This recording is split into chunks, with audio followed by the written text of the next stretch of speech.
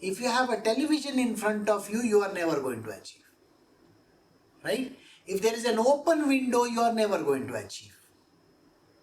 Okay? If there is any kind of disturbance in the room, you are never going to achieve. So first get rid of all the disturbances. Especially those which are moving in nature. Get rid. So you fence your mind. How do you fence your mind? So we are doing Bhagavad Gita, chapter 5, verse 4.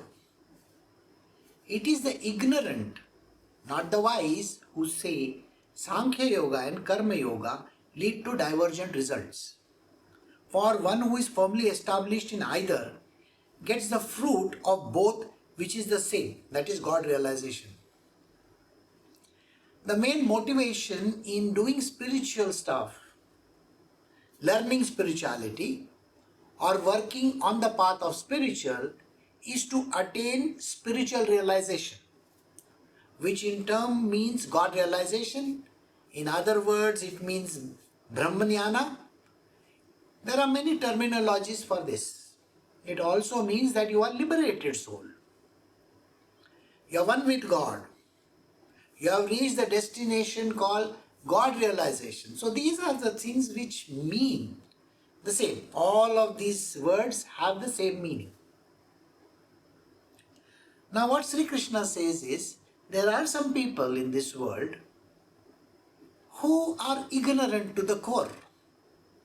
They think that the knowledge path is superior and they will by heart all the Vedas and even the Bhagavad Gita. They will by heart anything. They will do it pit-pat, like a parrot. And they will say that learning this has got more knowledge, it can reach realization than any other path. Then there is a Karma Yogi. The Karma Yogi says this knowledge and all is useless. You see, knowledge is not going to take you anywhere. Path of Karma Yoga will take you somewhere and you will get realized. Both of them are ignorant. The one who says Sankhya Yoga is good and the one who says Karma Yoga is better, both are ignorant. Both are supposed to take you to the same place. You may wonder, why is it that both can take us to the same place? What is this place? God realization is not something outside that person. There is no location, a place. When I say place, there is no location anywhere. You don't have to pack your bags and travel to that place. Nothing like that. Again, people have this weird notion that if they go to the Himalayas, they will get realization. Or if somebody travels to India, the spiritual location, they will get realization. India has the largest population in the world, 1.5 billion. How many are realized? It's a holy land, But in the holy land, how many are realized? Think about it. The reason why there is no realization is because you may have an entire library of all the holy scriptures in the world. But these holy scriptures do not make sense to you at all. They mean nothing to you. I will tell you something where even a simple person who thinks he is on the path of spiritual starts behaving like an idiot, an ignorant person. They will say, I go to the temple, I read these books, I do this part every day. Part means recitation of something. I read these books, XYZ. By doing that, and on top of it, behaving like a complete idiot, like an average human being in the world, it doesn't lead you anywhere. Nowhere. You have a lot of people who will think that they are spiritual, but they are not. Spirituality is a subject which you cannot drop in one day and pick it up the next day. There is nothing like that. The reason is because you are still thinking the subject is outside you. Did you get it? It's the books outside, it's the knowledge outside, it's the God outside, the whole creation is outside. Well, you are mistaken. There is nothing outside of you. The scriptures are in you. The knowledge is in you. The God is in you. Everything, the whole universe is within you. So God realization is not a destination or a place to go to. And it is nowhere outside you. You have to reach it inside of you. So whether you follow the path of knowledge, your brain, or you follow the path of karma yoga, hands and legs, doing your karma, both are in the body, isn't it? So where do you think you are going? From the brain, any which way you have to go to this location called spiritual stuff. From your hands and legs, whatever that you do is still going to lead you to the same destination which is inside your body. So both are leading to the same. So we have to drop this subject saying that, oh, this subject is different than that subject. No, both are same. And that is why Shri Krishna says, the ignorant think that both these, Karma Yoga and the Sankhya Yoga, are divergent in their results. No, they are the same results. For those who are firmly realized in the fruit of both, which is the same, both are converging onto one thing only, God realization. Got it? So we go to the next verse. We are doing Bhagavad Gita chapter 5 verse 5. The supreme state which is reached by Sankhya Yogi is attained also by Karma Yogi. Therefore he alone who sees Sankhya Yoga and Karma Yoga as identical so far as the result goes sees truly.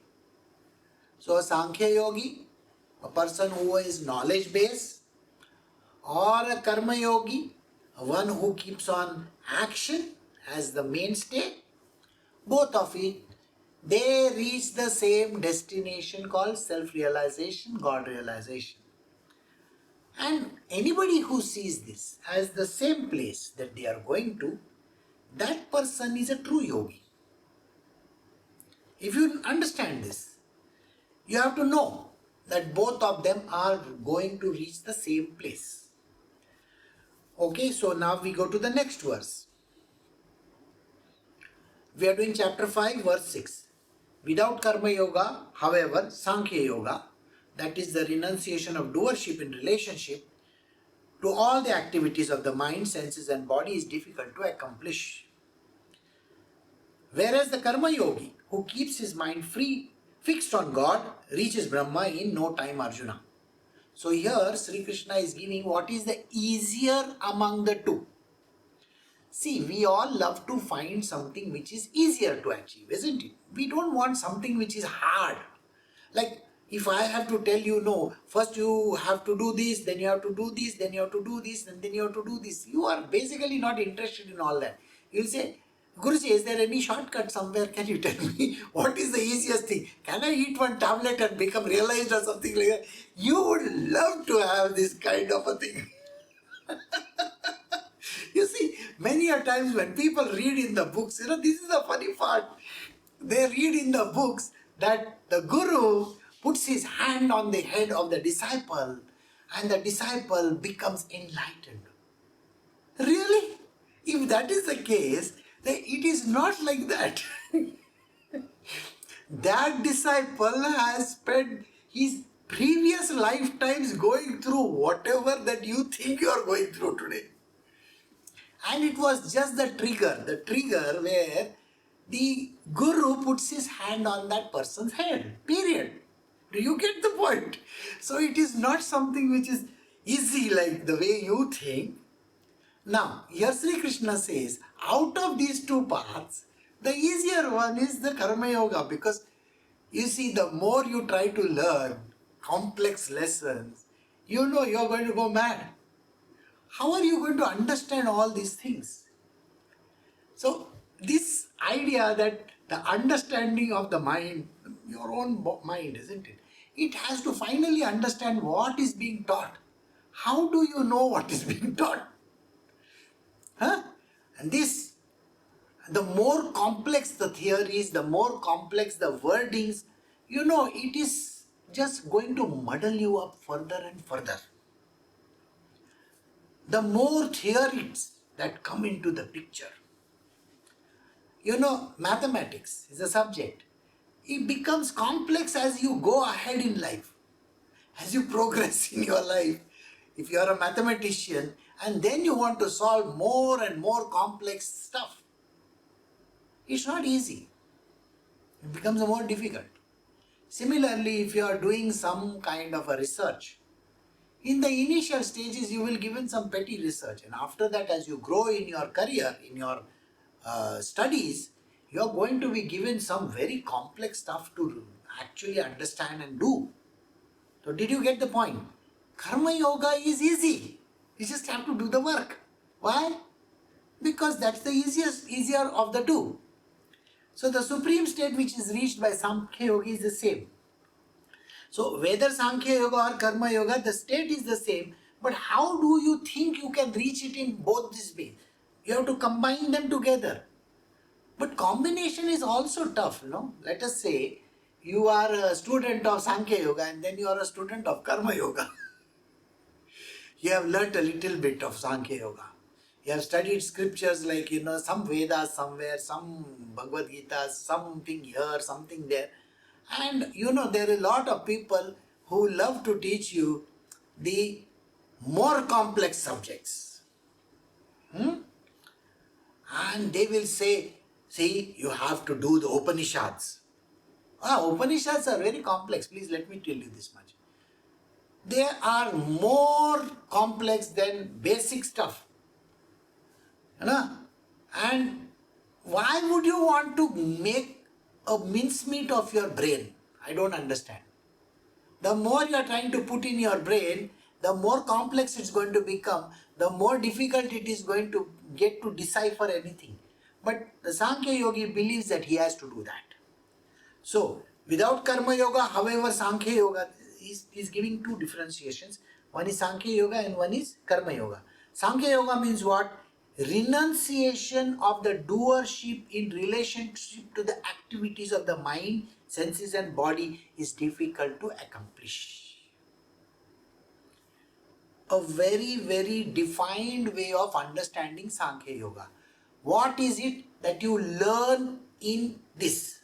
Sankhya Yoga means whatever that you do, anything that you do, please do not put your mind in the picture. Got it? You see, every human being says, I was thinking in my mind. The moment the word mind comes into the picture, you have gone away from Sankhya Yoga. Please note this. The moment you start thinking in your mind, you are no longer a Sankhya Yogi. Renunciation of the doership. Doership means who is doing this understanding. Who is understanding this? So the moment you say the mind is understanding this, you are wrong. Senses and body. You think your body can understand this? Or your senses are able to decipher what is being said? The moment you attribute it that this is, I understood it like this. So, I know this sounds a little difficult. Follow me slowly, then you will understand. There are three things mentioned over here. Mind, body, senses. Three things are mentioned. The whole world outside, everything outside can be deciphered, can be understood by these three. These are the tools. You have to use these tools. Okay? I hope you are following me. So your senses may see a deer outside you. Is there. Right? Your senses may smell something. Your senses may hear something. So your senses are gathering the information through the body, because the senses are connected to the body, isn't it? So your body in turn is getting all those impulses from outside. When you get the impulse from outside, it goes to the place called the mind. The mind is trying to analyze and decipher what that is. The mind says that is a deer, that is an elephant, that is fire, that is the sun, something, some object it is trying to give you an answer about. Then it goes to the intellect. There is another thing inside of you called the intellect. Intellect is something which will let you know whether you have seen it before or whether there is a data stored somewhere. So there is a data stored somewhere. The data says that animal is a deer. It's like an encyclopedia. So it says that is a deer. Go see it. And then you understand that thing. So did you understand? This is a material worldly way of answering anything in the world. So when you study in school and college, you are using these things to understand mathematics, physics, chemistry, biology, all the subjects that you learn in school and college. That is what? Engineering, you're doing your doctors or whatever. All that is understood by these three things. Mind, which is the final one.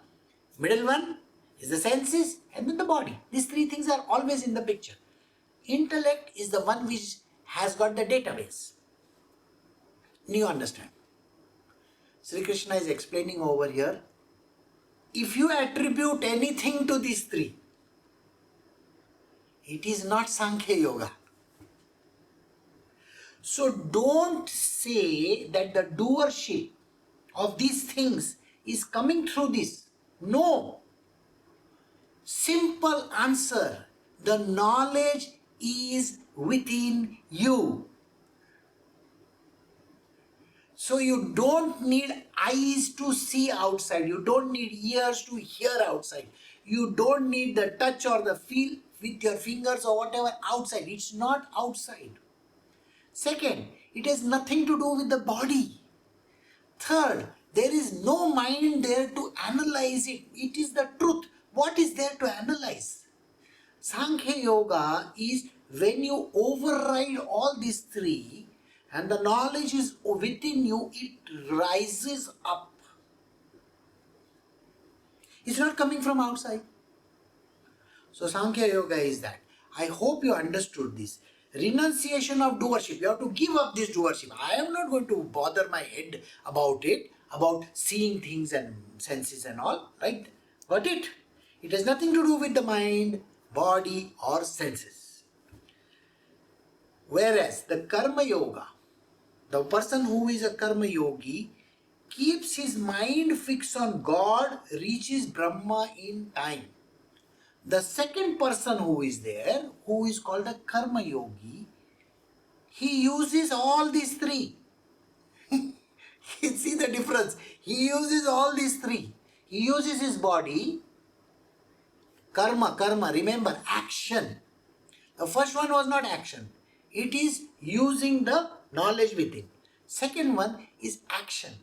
You can't do action just like that. There's no magic in this world that you can sit over there and do something. No. You have to use this body. You have to use the senses. You have to use the body. You have to use the same mind. But the mind has to be focused and concentrated on one thing.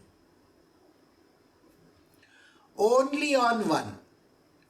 If you have any other thing coming in the picture, you are not going to reach anywhere. Did you understand this? Nowhere will you reach. So always a karma yogi has to zero his mind onto the subject of God realization, knowing God. These are the two differences. Did you get it? And both karma yogi and sankhya yogi reach the same destination, which is the knowledge within, where the effulgence is there, self-realization. That's it. Okay? So we move to the next verse. We are doing chapters 5, verse 7 of the Bhagavad Gita. The karma yogi who has fully conquered his mind and mastered his senses, whose heart is pure, and who has identified himself with the self of all beings, that is God, remains untainted even though performing action. So now Shri Krishna is explaining about karma yogi.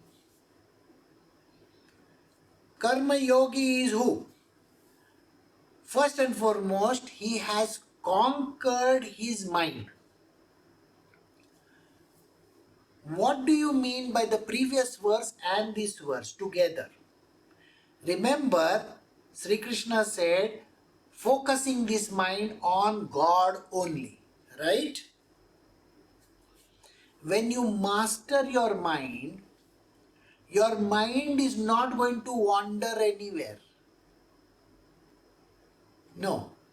Your mind is not going to think of 100 different things. It is only going to think of God. So you have mastered your mind. Let us take an analogy over here of a wild horse. A wild horse, he is roaming here and there, everywhere. Now you lasso him, catch him and bring him to your compound and let him loose inside the compound. What have you done? The wild horse had the whole place for him, which is the jungles. So he could go anywhere. So now you have lassoed him, brought him inside to your compound. Now you are confining him to a subject matter. Did you get it? So the horse, the analogy is the horse is the mind. Okay, please understand this. So you have brought him to a place where you have put him inside this place, which is surrounded by a fence. So you fence your mind. How do you fence your mind? First, you have to sit in a quiet place. No noise, no disturbance, nothing, nothing, nothing. That place you surround yourself with the things which you want to achieve. If you have a television in front of you, you are never going to achieve. Right? If there is an open window, you are never going to achieve.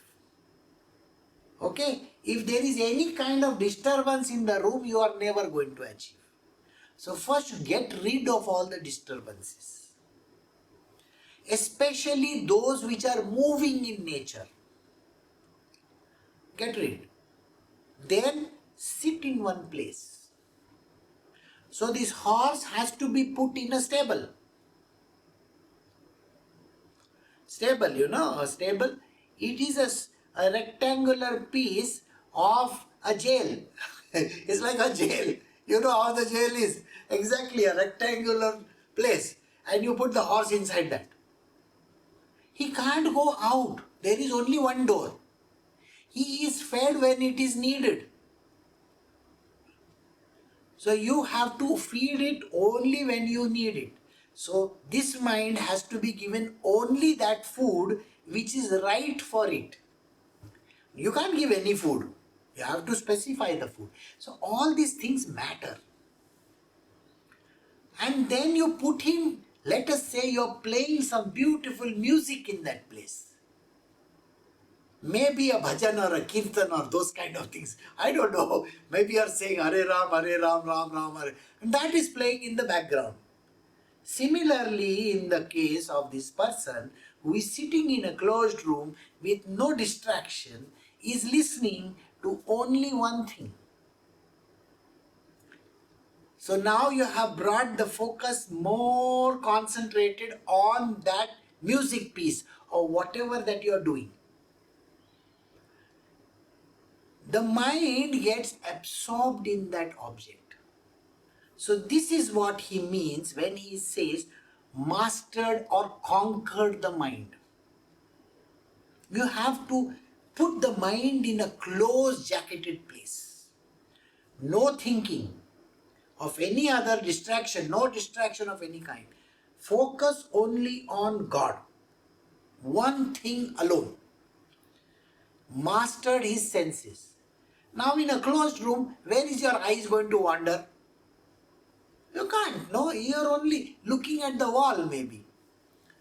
I have visited many Buddhist monasteries where the student of Buddhism comes early in the morning and he sits.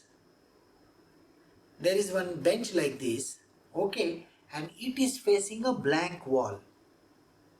So you have to look at the blank wall and recite those verses. And this goes on for anywhere between 3 to 5 years. You think you can do this? You think you can train your mind from 3 to 5 years only to look at a blank wall?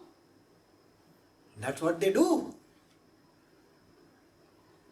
So you have to do that. So no disturbance to the senses also. Then he says, because you have mastered your senses and your mind, then what happens to you? Heart becomes pure. You are no longer thinking of the material world. You are no longer thinking of the family that you left behind. Are you thinking? If you are thinking, what's going to happen to my children, what's going to happen to my wife, what's going to happen to my house, what's going to happen to my parents, what's going to happen to this one, where is the money going to come? Nothing. You are sitting in one place facing a blank wall. There is nothing to look at or think about it. It's not your job. God realization's last line over here is very clear. We will come to the line. Wait. When the heart becomes pure, you don't have any tainting in your heart. And when you have identified yourself with the self, you are not some ordinary person. You are one with God. God and you are one and the same. God is inside of you, isn't it? So this God inside of you stands shining bright. So, identified with the self of all beings, just not you, but even the people sitting next to you, they are also part of this one world called God. There is no differentiation between any person. Everybody is God's children. You are also God's child.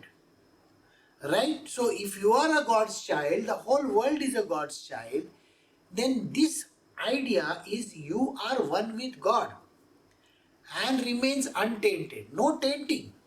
Thoughts are not coming. You are not worried about money, you are not worried about family, you are not worried about job, you are not worried about anything. So there is no tainting happening. Well, as a side note, let me tell you, you are worried about money, you are worried about job, you are worried about family, you are worried about the future, you are worried about so many things. Sir, do you really think your worry is going to give you the money, happiness with the family, or anything? You are worried, is it going to give you anything in this world? Understand, it's not going to give you anything except that your brain is going to get fried. Your mind is going to be totally off the track. So why are you getting into all these things? So this is the reason why don't bother so much about it. And that is why the mind becomes pure, the heart becomes pure. And remains untainted, and that person can perform all actions. He can be eating, he can be drinking, he can be working, he can be doing anything. All the actions happen automatically. Remember this, mind is not tainted, correct? Body is not tainted.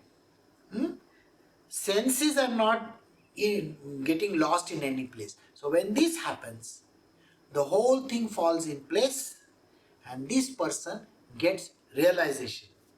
So we have come to the end of verse 7. We will do verse 8 tomorrow onwards. Okay? So we will stop over here.